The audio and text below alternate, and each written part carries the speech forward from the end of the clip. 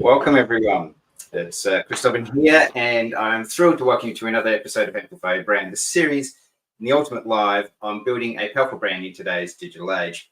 So, along with my friend and fellow branding expert, Samoa, you see on the screen there, and listening in, we're here to share experiences on how to make your brand go to the next level. So, whether you're an entrepreneur, a small business owner, and a marketing professional, or someone who's tinkering around with their personal brand, this live stream is practical insights and strategies that will amplify your brand and help you stand out in that digital landscape. So please get ready, take some notes, put what you learn into action, because by the end of this live stream, you're going to have a roadmap to building a brand that truly resonates with your target audience. And so we thank you for joining us, and we're going to find another way to amplify your brand. And we've got a topic, Sim, that is close to your heart. It's the one of logos and the brands and strategy and bringing them all together. And I think this is like a good topic to revisit in some of the other episodes we've touched on, because of the way that people look at logos and the way that people misunderstand a logo and a brand. But as what people may not understand is there is actually, in this case, we're highlighting 9 versions of brands or logos in style, as in there's ways that you can, and we've promoted this during the week, that you can brief us a lot quicker if you go, this is what I want my brand to achieve or look like visually, so that we can then look at the next way of how that applies. But it's clearly got to apply with your strategy. And I won't give away all the house and the farm, but talk me through it. What's today's overview? Today is all about enabling everybody to understand that by categorizing these logos in these 9 categories, we're only saying yours doesn't need to be in just one. It doesn't have to be only that. We're telling you this is the grid that exists for logos to go into. And once you understand that, you're able to convey to whoever you choose to work with. And this is one of our specialty areas. So you're more than welcome to come to us with questions regarding this topic. But the 9 categories that we're going to talk about today are going to help you understand why certain logos look the way they do, how they're more appropriate for the type of business they represent, and how we can categorize and assign names to those categories. Fantastic. All right, well, let's get into the first part of it, which is the fact that everything we're talking about today is based on our P8 branding framework, and the program that we have underneath that goes through these 8 steps. And each week we have one of these that we pick out and highlight, and we're revisiting persona again, because essentially this is where your logo's personality can start to really shine, and the styles that we're going to talk about today will bring that together. So looking forward to getting into that. I will let you talk to this screen, my friend. What's this all about? In ancient Greek, logos, the word logos literally translate into meaning. So Heraclitus, by saying logos, he's assigning a meaning. And when we talk about logo design, we like to give this context, so we start framing everything under that meaning concept, because it is important for your logo to be identified, and even better if it means something. A logo is a meaning, a type is the lettering component to that meaning, that visual representation of that meaning. So Heraclitus said it best. I'm just going to follow in his footsteps. All righty. So let's talk about the first one. It's a wordmark or logo type. So ideal for businesses with a unique and memorable name. It's for startups and businesses aiming to build a brand recognition through their name. Sim, talk to me about this one. Sometimes businesses come up with very original names, names that don't exist, names that have no references, conjunctions of 2 concepts that put together a word mark or a logo type. And this type of logo type is ideal for those businesses that are going to already face the challenge of name recognition. So it would be adding to that challenge by creating a visual that is that requires extra time to comprehend, and therefore we summarize everything into the word mark itself. Now, by saying that, we're not removing all character of that logo. We are going to actually build that character, but just in the way that we built that name. And if you scroll over to the next slide, we're going to watch the examples or see the examples of how some brands that now are famous after spending millions and millions on marketing campaigns to make their name recognizable by everybody in the world, how they build personality into their word marks. There is no logo, there is no visual component to it unless you consider the personality that was built into the name and work into the lettering that that created the names that we now so famously recognize. Yeah, so we'll talk through these. So you got Subway there with the arrows at each end with the exits and entering side of it. But other than that, the typography is legible, but uniqueness with the arrows at each side going, in and out gives that indication. We've got Samsung there where the A has a particular style to it, where the I'm trying to think of what you call that bit in the middle of the A. I know it's got a name. It's middle at the A. Decathlon's a little bit different there, where they've really kept it the same. It's just the C and the A are coming together to create, and the D and the E, sort of everything's touched together. I'm sure there's a reason for that, and I'm not sure if you have an understanding why Decathlon's branding is like that. Well, I only know Decathlon as it pertains to the Olympic modality itself. It represents 10, and obviously they go way beyond 10, but it's a way of them saying through a rather simple lettermark that they have all sports in-house. Yep. And Coca-Cola as a brand, like it's one of those ones where you go, oh, they haven't changed that in 100 years. But if you go back, look at the original Coca-Cola, it's nothing like this Coca-Cola that we see today. It's just the artistic way that a graphic designer has been able to keep the true essence of what that brand's been about, to keep it looking consistent with the 100-year-old logo. And I think the same would be with Kellogg's, that they've gone that same pathway with the brand. I know when you look at the original Kellogg's packaging, looks nothing like this Kellogg's, but if you said they're both Kellogg's, you'd still say yes, because they look very similar in their styles. So yeah, some great examples that you've got on the screen there. Do you want to keep talking to them, or you've got? I think we're good. Cool.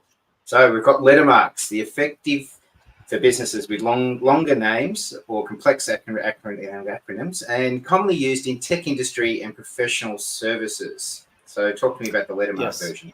So we have different businesses in the tech space that chose to acronymize their names, and that's where this category serves that purpose of making the logo an encapsulated version of what usually would spell out under 3-4 names. That's no good for the recognition and the immediacy character of needing to identify a brand by its logo.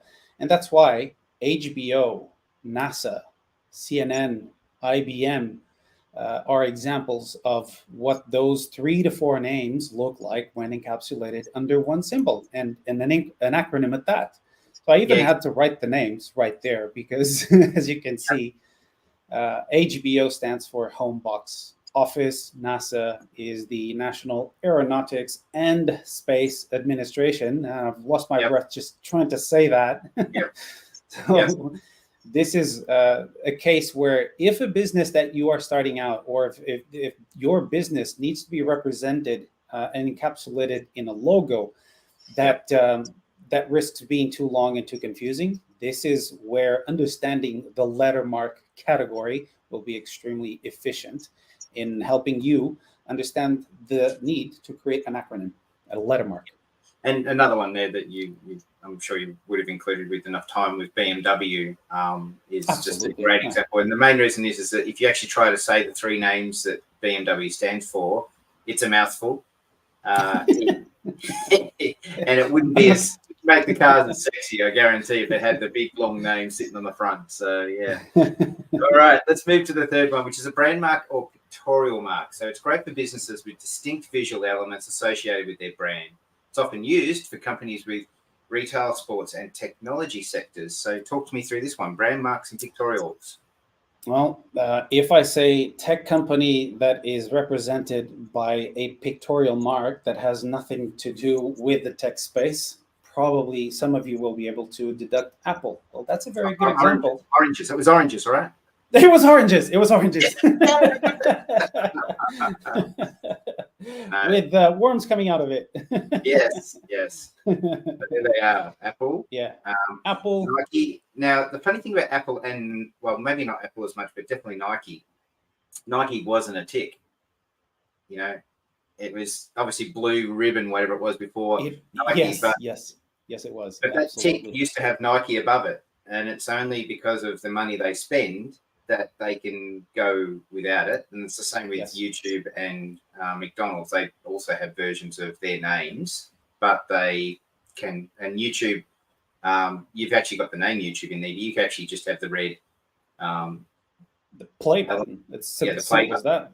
Yeah, exactly. So, but the Apple one is an interesting one because I don't think any of us, if we thought about Apple, would think of a font that the word Apple is written in. At what stage? Well, obviously now, but back in the day, Apple didn't have the Apple on its own. It used to have the words Apple beside it, right? But it was done in the color, rainbow. Yeah, exactly. That kind of thing. So, but if you thought about Apple right now, I guarantee not many people's brains would be able to register, but I guarantee with Nike and McDonald's, they still use that. You'd still see the Nike in the way it's written. Absolutely correct. Yeah. Yes. YouTube Apple, as well. Yeah. Apple definitely came a huge way, a long way from its inception. But early on, they picked up on the need to make it about a pictorial mark, because for those of you who know a little bit about logo design and specifically for Apple, the first instance of their logo was more of a very elaborate illustration. It would be an excellent lithographic exercise, but not at all for a logo, because it just said too much. It tried to convey too many things, and it was not a good logo at all. It was Newton sitting under a tree, you know. So, so yeah, not great as a logo. But anyway, moving on to the next ones here, we've got combination marks. So versatility and suitable for a wide range of businesses. It offers flexibility for using both text and visual elements. So combination marks. Talk me through what this is. It is actually my favorite one because I like to combine both logo mark and the lettering. So that it like it says, it's versatile on a wide range of usages for businesses. And the thing that it gives you, you are able to use both at all times, and that this is what happens then with Amazon and the cases we have on the screen. Adidas, Hungry Jack's, which is only in Australia. I had to specifically look for Hungry Jack's logo in Australia. Yeah, the rest of the world will know this brand as Burger King and Doritos, and they intertwine. They're basically built into one another, which is what makes the category define itself. Combination mark. Yeah. Amazon is one of my personal favorites when it comes to logos because of the A to Z and the reference to books and all those things and everything it does. So I think it's one of the most clever elements that I've seen in history of logo brandings, those kind of things. It's just very clever how it says what it does subtly and in there, and it's got a smile. So mention those three features, because for myself, and this is interesting, it took me that long. It took me years to realize what Amazon really was saying. And it wasn't until I saw it written down that I saw, okay, that's exactly what it does. So break down three main features that the logo of Amazon does really, really well. Yeah, exactly. And then you've got FedEx, which is another brand you have in there. Yeah. Maybe it's the road, but it's another one that does this quite well. But Hungry Jack's is, I think, another good example of how they've really interpreted its history beyond coming from Burger King, and it really just came down to some legal IP issues with a local business in Australia being called Burger King before Burger King came here, and they were able to translate the logo and call it Hungry Jack's, and you can travel the world now and still know that what you're getting at Hungry Jack's is going to be very similar to what you're getting at Burger King. Yeah, you have the two buns, you have the inside and the environment. Around exactly. It. Yeah. Yeah, we'll move on. So now we've got emblems. So it's well suited for traditional and authoritative businesses, often used for educational institutions, government agencies, and luxury brands. So emblems, what's so special about an emblem? What's it do? Well, it builds that authority. It draws on that inbuilt history and legacy of the brand. And if you think of all the government agencies mentioned here, most of them will have something to do with a shield. Air Force agencies are always related to the ability to fly, to the bird of the eagle, to the shield concept, because that is inbuilt with that long history of trust, security, safety. Also, the color blue, with which most Air Force agencies in different governments all throughout the world dress themselves with, comes with that connotation of trust, legacy. It is trustworthy. Harley Davidson is the classical example how they became a rebel and created a legacy in being a rebel to the point of being trusted dozens of years after its inception. And like you said, BMW, it's a very summarized symbol that it becomes an emblem. It could be tattooed, it could be easily built. And the funny thing about BMW is they have ran the entire gamut, going through the shiny, glossy looking effects, and now they've scaled back on their brand and debranded their logo to its simplest form. But a little factoid about the BMW logo, this started out as being the stylized representation of helixes in a plane engine seen from the front. This is what you see with the rotation effect of an engine and the helix in the high speed rotation. You have those quadrants division. So there you go. A little bit of BMW logo design history. Yeah, exactly. Yeah, and UBS have literally taken the shield and the symbol. With what the shield. Yeah, exactly. And when it comes to Starbucks, I mean, clearly that emblem was part of something else, but over the years it's become its own element and become what it is. But it wasn't what they initially started with when it came to Starbucks. Yeah, they were a typography solution at the beginning. Right. It's only that again go. I was just going to add the logo has built so much trust and recognition in it that other brands now copy their coffee brand logos after the Starbucks. A Polish example of this was Costa's Cafe. It was interesting to notice in one of my first visits in Poland, they had the exact same typography, the structure. Everything was pretty much the grain of coffee inside the circle, but then the colors changed. And they got away with it somehow.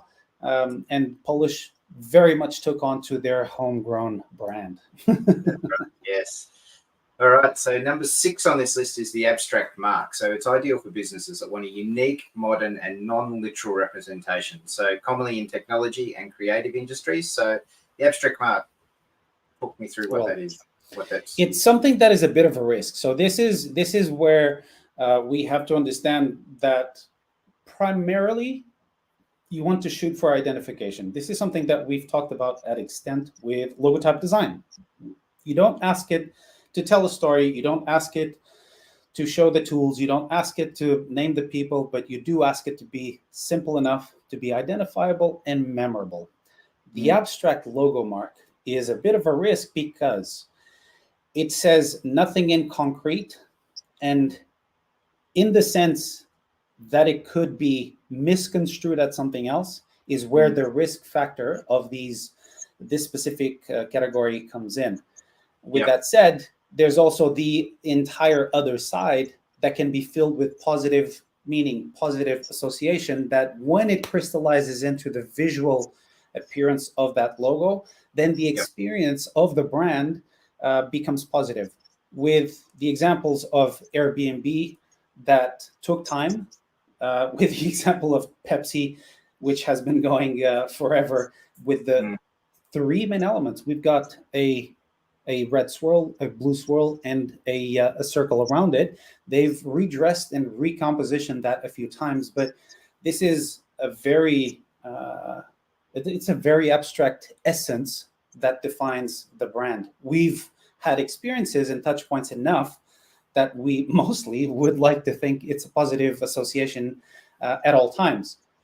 And BP, again, it specifically with BP, the funny thing is they draw on the concept of energy as the base for everything. And because they have so much happening throughout the entire energy field, they just went with this logo, which is a rotation of different, it's almost like a fractal, that the more it rotates around itself, the more it inculcates the center, the base of it all being the reason why they exist, which is the radiant energy with which they spread out to different areas. But the logo, I was going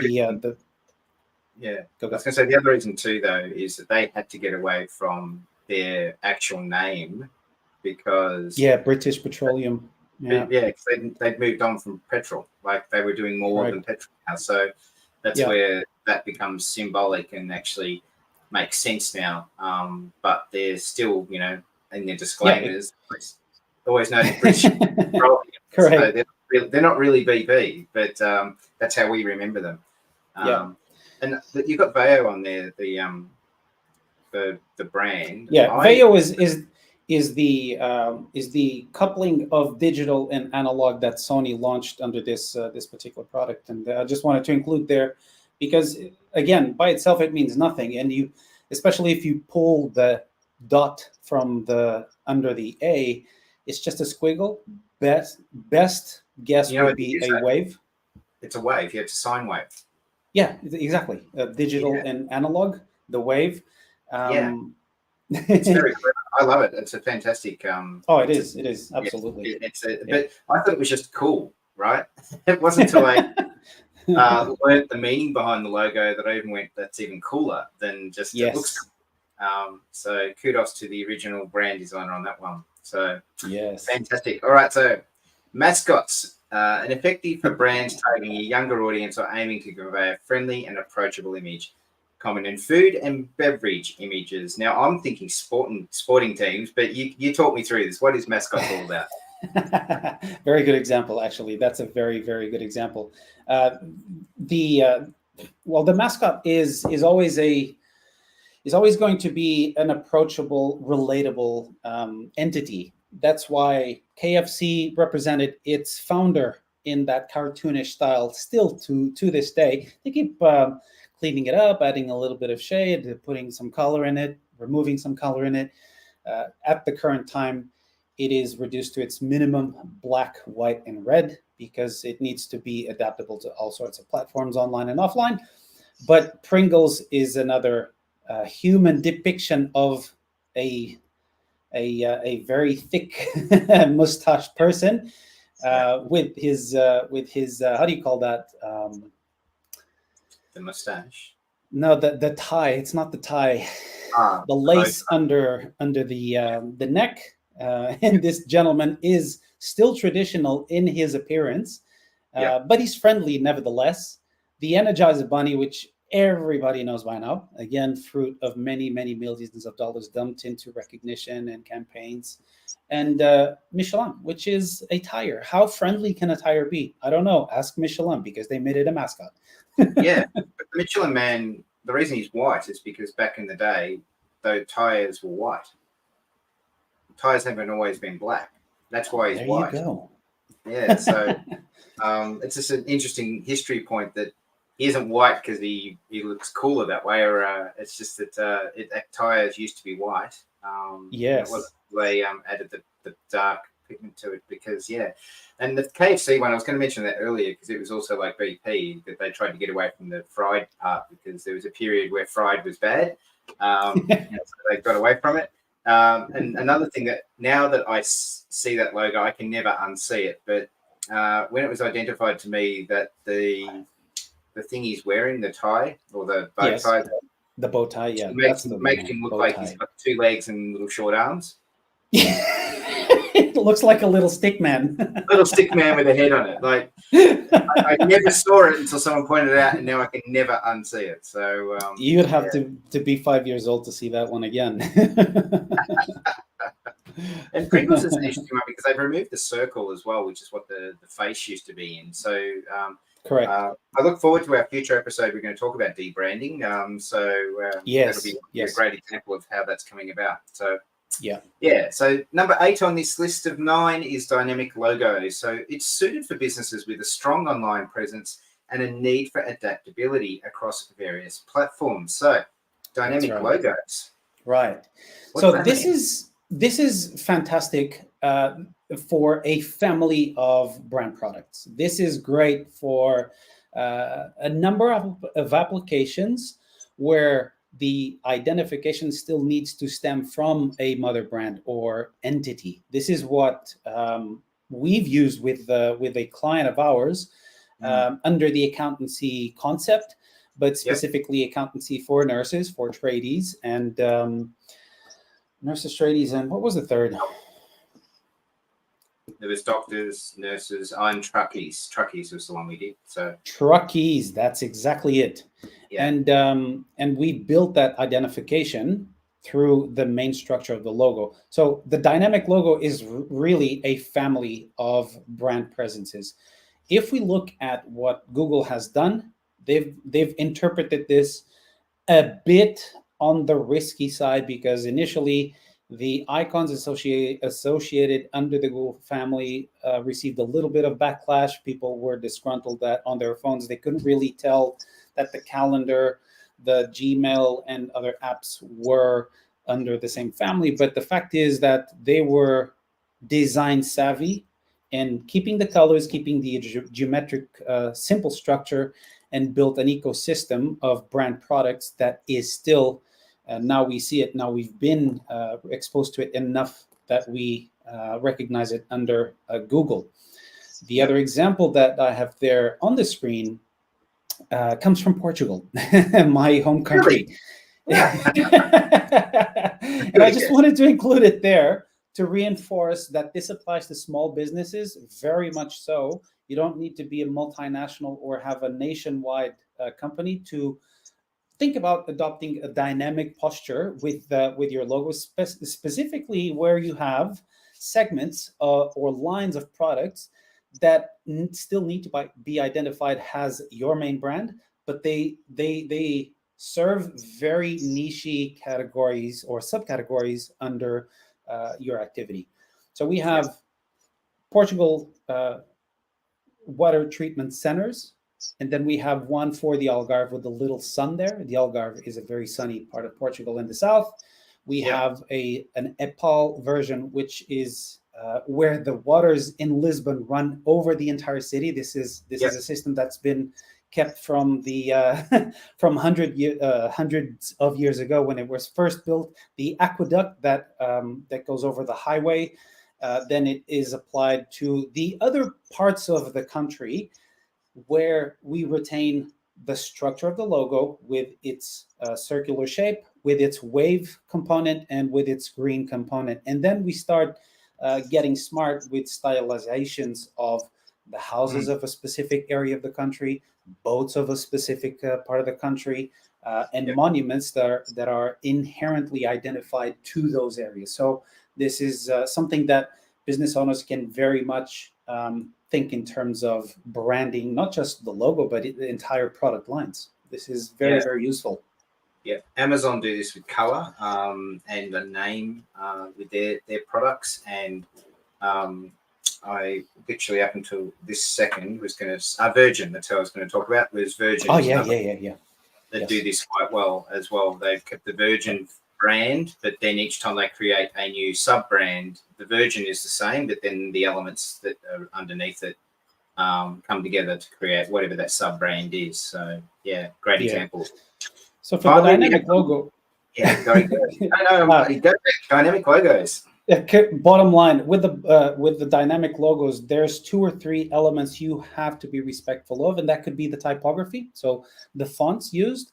That could be the structure of the logo itself, the main shapes, and the colors. If you keep 2 or 3 of those, then you are able to still manage the association / identification factor a lot better. Cool. Well explained. All right. So coming up to the final stretch, monograms. All I can think of right now is Simpsons monorail for some reason. But anyway, monograms. Suitable for business with recognizable initials or concise brand names. So it's often used for a fashion brand and luxury businesses. So monogram, what's that all about? Monogram has one inherent property, and it's more a result than a property itself, but nevertheless, it is timelessness. We've talked about this before in previous sections of our lives. Go back to the logo design for performance, and you will find that the 5th tip for performing logo type design is timelessness. It is the ability of a brand logo to withstand time. That happens because it didn't depend on temporary or things of the moment to subsist and live. It didn't rely on fancy effects. It didn't rely on crazy fonts. It built a form simple enough to be memorable throughout the times. And usually, even, this is funny because the black and white character of a timeless logo is how we think in terms of past, present, and future. We think of past in our brains in black and white. Psychologists tell us this.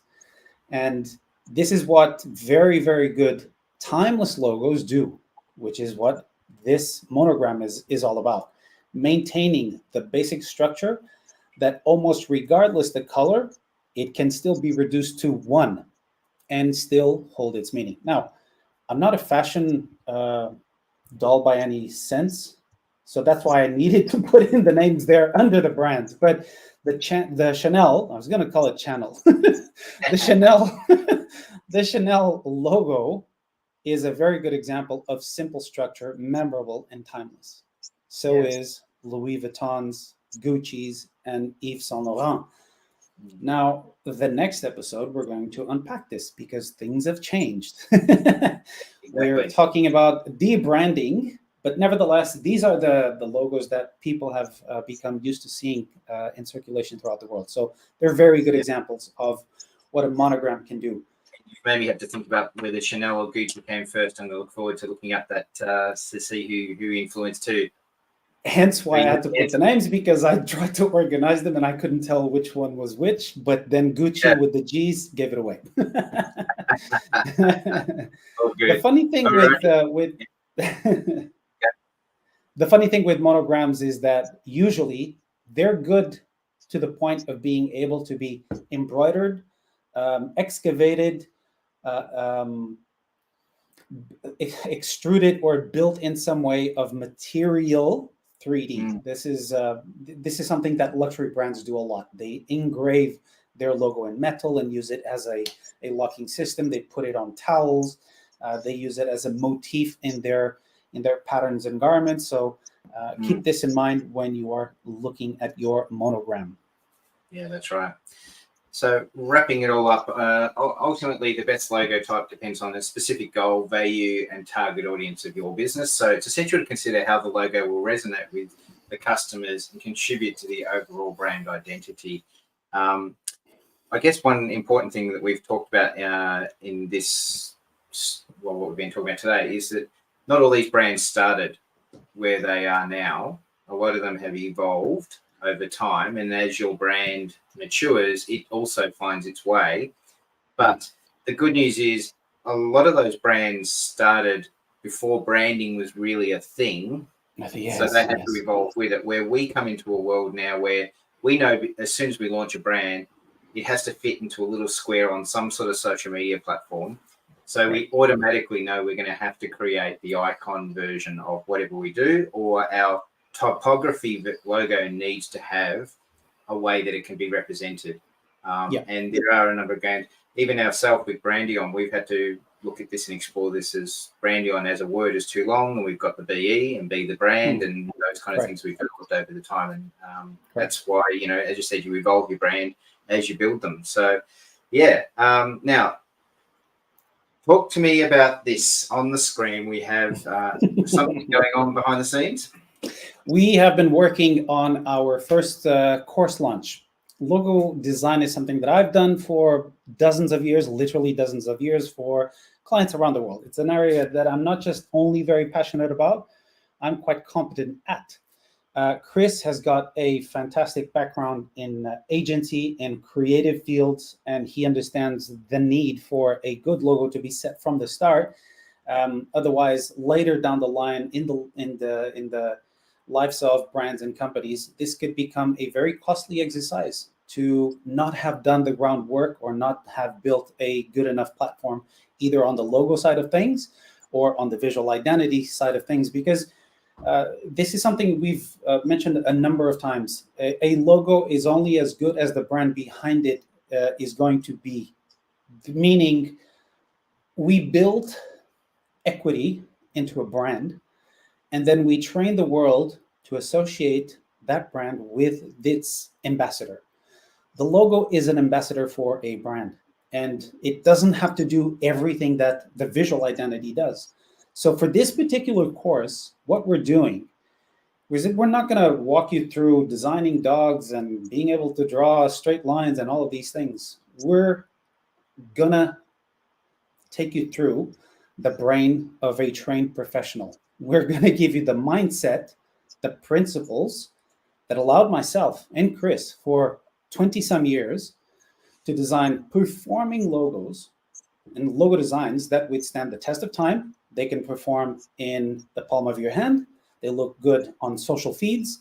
They can be built into towels, all of these things. So these are 6 principles, and many of them we have exploited them in our live sessions. We just go deeper into them with this course. It's a few hours worth of videos, exercises, questionnaires, and we're going to give you a bunch of bonuses at the end. So this logo is for all of you who would love to have the opportunity to work with us, not directly because it may not be the right time for your business. And we understand that at the start, not everybody will have thousands and thousands of dollars to invest in a relationship, a collaboration with us directly, but this is the second best option. We're going to give you the mindset that allows you to think like us. And even if you don't want to execute yourself, you can pass this on to a competent designer so that you are setting the right path for your brand. Yeah. So we will provide either details in a future post on this, or you'll be able to see this down here, or you can visit that link that's on the screen.